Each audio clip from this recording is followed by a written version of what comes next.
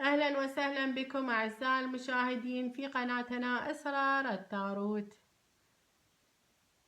نشكر جميع المتصلين والمعجبين في البرنامج، وقد نتأخر بعض الأحيان أعزائنا عن الرد على رسائلكم بسبب كثرة المتصلين والسائلين. أعزائنا، هذه التوقعات العامة للأبراج، أما إذا تريد كشف خاص لأمور معينة محتار فيها عزيزي المشاهد، اتصل بنا على صفحتنا في الفيسبوك أسرار التاروت لتعرف أكثر عن طريقة التواصل وطريقة الدفع، وكذلك تحصل على الاستشارة المناسبة. أعزائنا، في هذه الحلقة نقدم لكم توقعات برج العقرب لشهر يونيو حزيران سنة 2017 بأوراق التاروت. عزيزي، هذه هي العقرب، هذه هي البطاقة الأولى وهي بطاقة العمل، وهذه البطاقة تقول هناك فرص جيدة جدا على صعيد العمل، هناك الكثير من الإنجازات الإيجابية، هناك فرصة تحصل عليها خارج بلدك، أو ربما دراسة أو بعثة أو ترقية في مجال العمل.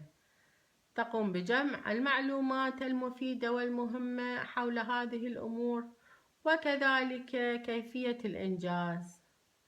استعمل الإمكانيات الموجودة لديك في التطور وستحصل على ما تريد، لأن الفرصة وهذا الشهر جيد جدا للنجاح. أما من ناحية المادة عزيزي برج العقرب، هذه البطاقة فعل خير جدا جدا للمادة.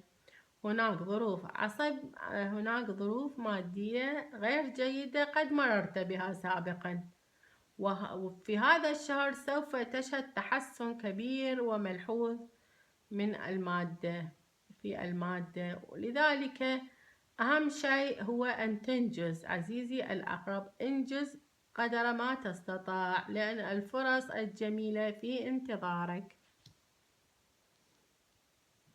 أما عن الحب والارتباط، أوراق التاروت تقول إذا كنت تبحث عن الحب فهناك علاقة جديدة أو ارتباط في المستقبل القريب.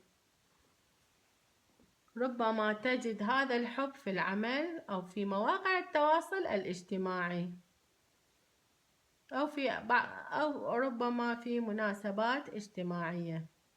كن مستعد، إذا كنت مرتبطا حاول أن لا تتسرع في إطلاق الأحكام والاستنتاجات على الشريك أو الحبيب. ربما من المهم أن تعطي الوقت الكافي للحبيب ليبرر المواقف الأخيرة، قد يكون مشكلة بينك وبين الحبيب، وأعطيه الوقت الكافي ليبرر المواقف. كذلك الصلح، إذا كان هناك خصام في هذا الشهر راح يكون صلح، ربما حبيب قديم يعود إليك مجددا. أما من ناحية الصحة، أوراق التاروت تقول هناك قلق من تغيير حاصل في الأيام القادمة، أو تعب وجهد تبذله من رحلة قد تقضيها، وكذلك هناك تعاني من بعض المشاكل ربما النفسية أكثر من ما تكون صحية، وهو ربما قلق، توتر، بعض المشاكل العائلية، ربما مشاكل مادية، وهذا الشيء قد يؤثر على حالتك الصحية، يشعرك بالأوجاع، بالتعب، بالإحباط. لذلك ممارسة الاسترخاء، وحاول أن تجد الحلول المناسبة لمشاكلك، وانطلق حتى تنطلق إلى الحياة من جديد. عزيزي برج العقرب، هذا كل ما لدينا. المزيد من التفاصيل اكتب لنا رسالة خاصة على الفيسبوك أسرار التاروت.